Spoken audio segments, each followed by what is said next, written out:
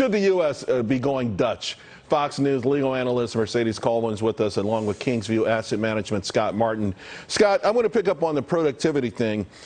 In America, this last labor productivity report we had was down 7.3%. Now, there's a lot of variables in there, but you hear folks from Elon Musk to Jamie Dimon all saying we need people to collaborate face to face.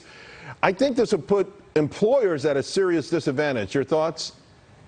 It does, Charles, and you're right about the productivity numbers. They are ugly. And what a coincidence that kind of goes in line with a lot of more folks working from home over that time period, huh? So just data, just statistics. But I think Jackie pointed out some interesting things. I was shocked to hear that they actually do work in Europe. That's a new one for me. But let's say it does spill over to the United States. You know, we hire a lot of folks every year, Charles, and I will tell you, man, a lot of folks that we have the requirement for the job, whether it's the trading and the operations compliance at our firm, we require those folks to be in the office.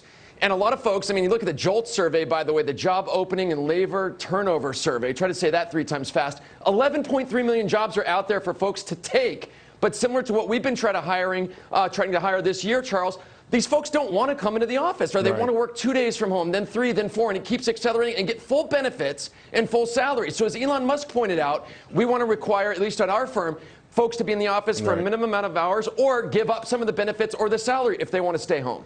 Mercedes, the legalities of this, could the nation even force, would this even be legal? Well, there could be. I mean, we saw that we have regulations that a lot of corporations was concerned about during the COVID, and obviously we're still in the COVID phase. But when you look at some of the regulation that come down, yes, they can make those types of laws, but frankly, it's not necessary. I mean, we saw a lot of overreach by some of the regulation that came down during the last couple of years. So there are mandates that can come forward and regulate this type of hiring and firing and whatnot. But at the end of the day, if the employees want to work from home, guess what? They can choose other places to work. Employers have to make the decision whether that talented candidate who wants to work from home can actually work in their offices without this government oversight and regulation. I think it's kind of ridiculous. It's self-regulating. The corporations can do it on their own without needing government to really have a say in it. Right. I mean, right now that's the way it is. But, there's a big push in this country to sort of follow what Scott was saying, the sort of European model on things like that. And if they did try this, though, I mean, would there be a good challenge? What I'm worried about, for instance, the American Psychiatric Association did a big survey earlier this year, and over half the folks complained about some sort of mental issues associated with having work from home, loneliness, isolation, those kind of things. I can see people trying to sue their employer over a decision that they made. And they can. I mean, that's a great point because, Charles, they can sue under the Americans with Disabilities Act and say, I need to work from home and for these following reasons. They can sue under the local anti-discrimination laws.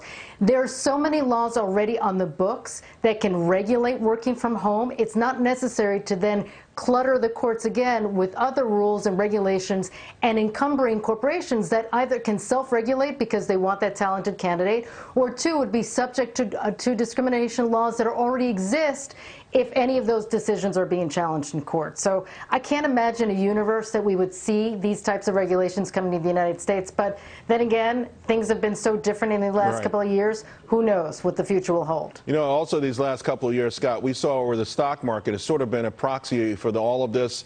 A year ago, all of those work from home stocks went through the roof, right? The Pelotons of the world, the Zooms of the world, the DocuSigns of the world, all of a sudden they're crashing big time. Is the stock market at least saying, hey, what everyone was saying was going to be the new normal, maybe won't be the new normal? Yeah, it was a little bit of a chase that was on, Charles, but you're right. I mean, people still are staying home, which is interesting vis-a-vis those stocks, and those stocks are still in the tank. So it's an interesting aspect. I like what Mercedes said, though. It should be a self-regulating, like the free market will figure it out. But that's one of the reasons, guys, that we have so much trouble filling these jobs. A lot of these folks out there that are the job seekers don't want to do the things that the employers want them to do with respect to coming to the office. I'm curious what Hunter Biden's companies are going to do, though. Let's see what their move is, and then maybe we can follow that. Of course, Mercedes in New York, you look at things like subway use is still under 50%. Meanwhile, I think everybody goes to the office down in Miami. Everyone's moving down there. So I guess it might have something to do with where you are, right? And listen, there's some other issues that kind of influence whether we want to go to the work or not. And in New York City, I think it might be crime and just the hassle of trying to get to the office.